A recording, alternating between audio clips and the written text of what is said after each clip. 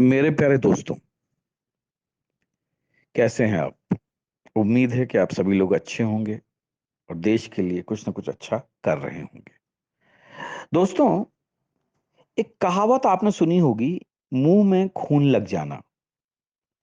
कहा जाता है कि अगर किसी शेर के मुंह में या किसी भी जो शिकारी जानवर होता है उसके मुंह में खून लग जाए, तो फिर वो बार बार उसी तरह से शिकार करता है और अपने शिकार को पूरी तरह से मार के खा जाता है।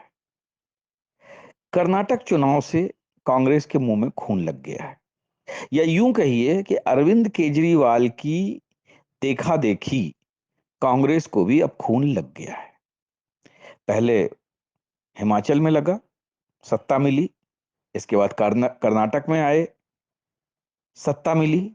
और अब मध्य प्रदेश, राजस्थान, छत्तीसगढ़, ये तीन राज्य निशाने पर हैं। और इसीलिए कांग्रेस ने मध्य प्रदेश में भी 5 घोषणाएं कर दी हैं। ये 5 घोषणाएं ऐसी हैं कि जिनसे मुस्लिमों को कोई फर्क नहीं पड़ने वाला है, क्योंकि मुस्लिम अपने हिसाब से ही वोटिंग करते हैं। उनके हिसाब से, उनके दीन के हिसाब से, उनके ईमान के हिसाब से, अगर कोई जो उम्मीदवार उनको सूट करेगा या जो पार्टी सूट करेगी उसको वो वोट देंगे। मोदी चाहे कितना भी दिल जीतने की कोशिश कर लें, इनको कुछ नहीं मिलने वाला है। खैर, लेकिन ये जो 5 घोषणाएं हैं, इससे जो हिंदू है वो जरूर बिक जाएगा और कांग्रेस को वोट देगा। ये एक सच्चाई है। वैसे तो कांग्रेस का कहना है कि हम लोगों को महंगाई से राहत दिलाने का काम करेंगे, लेकिन अगर ऐसा होता तो कांग्रेस 70 सालों से सत्ता में रही है और 70 साल तक एक ही नारा रहा, गरीबी हटाओ, लेकिन गरीबी नहीं हटी। फिर ऐसा क्या हुआ एकदम से कि कांग्रेस अब लोगों को फ्री में चीज देने लगी है? मतलब आप सोचिए, एक तरफ गरीबी हटाओ चल रहा था और आज ये सिचुएशन आ गई है कि कांग्रेस इतनी अमीरी की मोड में आ गई है कि लोगों को फ्री में चीज दे रही है। कारण सिर्फ एक ये है कि खून लग चुका है मुंह में। और अब ये फ्री की जो घोषणाएं हैं, जो फ्रीबीज कही जाती हैं, ये सत्ता पाने का अंतिम साधन बन चुकी हैं। अब मध्य प्रदेश में इस साल जो है विधानसभा चुनाव होने हैं। अगर चुनाव में कांग्रेस जीतती है तो ये दूसरा राज्य होगा जो कांग्रेस बीजेपी से छीन लेगी। तो मुख्य उन्होंने घोषणाएं ये की हैं कि राज्य में 500 रुपए में सिलेंडर, गैस सिलेंडर मिलेगा। अब देखिए, अभी ये कंडीशन सप्लाई वाली क्या कहानी है। इन्होंने अभी घोषणा कर दी कि 500 रुपए में मिलेगा, लेकिन जीतने के बाद में जैसे कर्नाटक में एक एक करके कंडीशन सप्लाई आ रही हैं, हो सकता है 500 रुपए बीपीएल जो रेखा है उससे नीचे रहने वालों को मिले, या साल में 4 बार मिले, वगैरह कुछ भी मतलब हो सकता है। क्योंकि इतना आसान नहीं है सभी को 500 रुपए में गैस सिलेंडर देना, ये कांग्रेस भी जानती है। दूसरी घोषणा उन्होंने की है कि पुरानी पेंशन स्कीम हम फिर से लागू कर देंगे। अब इसमें भी कंडीशन अप्लाई होगा कि किसको देंगे, क्योंकि अगर देखा जाए तो न्यू पेंशन स्कीम 2004 से लागू हुई है, तो 19 साल बीत चुके हैं। ये किस किस को पुरानी पेंशन देंगे, ये एक बहुत बड़ी कंडीशनल चीज होगी देखने वाली। तो उन्होंने क्या किया है कि किसी न किसी तरीके से कांग्रेस की जो कर्नाटक की घोषणाएं थी, उसी तरीके से इन्होंने मध्य प्रदेश में भी एक लोगों को, वोटरों को लालच देना शुरू कर दिया है। अब इन्होंने क्या किया है कि जो इनकी जो एक तो सबसे बड़ी घोषणा किसानों को लुभाने के लिए की है कि साहब किसानों को कर्ज माफी कर दी जाएगी। जो भी मतलब जो है उनके ऊपर कर्ज है 2 लाख तक का, वो मतलब जो है माफ कर दिया जाएगा। अब सवाल ये उठता है कि किसानों का ही क्यों? जो दुकानदार बेचारे घाटे में चल रहे हैं, क्या वो इस देश की जीडीपी में अपना सहयोग नहीं करते हैं, या देश के विकास में उनका कोई योगदान नहीं है? तो कायदे से जो दुकानदार जिनके ऊपर बहुत बड़ा कर्ज है उसको भी माफ होना चाहिए। जो रिक्शे वाले हैं, ठेले वाले हैं, जो बेचारे अपनी मेहनत से पैसा कमाते हैं, उनकी भी जो कर्ज है उनको भी माफ होना चाहिए। लेकिन क्या है कि किसान चूंकि संख्या में ज्यादा होते हैं, तो इसलिए उनके लिए घोषणा की गई है। अब उन्होंने कहा कि जैसे मैंने बताया कि हर जो घर को 100 रुपए में 100 यूनिट तक बिजली का बिल आएगा।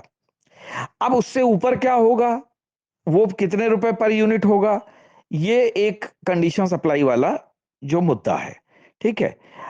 अब इससे क्या होगा कि मध्यम वर्गीय परिवार जो है वो कांग्रेस की तरफ झुक सकता है। पुरानी पेंशन स्कीम मैंने आपको बता ही दी है। फिर इसके अलावा उन्होंने कहा है कि जो महिलाएं हैं उनको जो है 1500 रुपए हर महीना दिया जाएगा। अब ये कौन सी महिलाएं होंगी? ये बीपीएल परिवार की महिलाएं होंगी, या पूरे परिवार की एक महिला होगी, या जितनी महिलाएं हैं परिवार में सबको दिया जाएगा?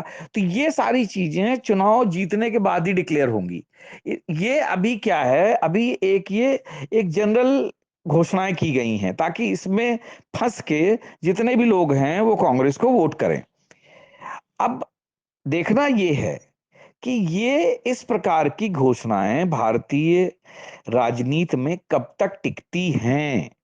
क्योंकि देखिए, केजरीवाल का एक स्थापित फार्मूला है फ्रीबीज का, कांग्रेस ने भी उसको पकड़ लिया है।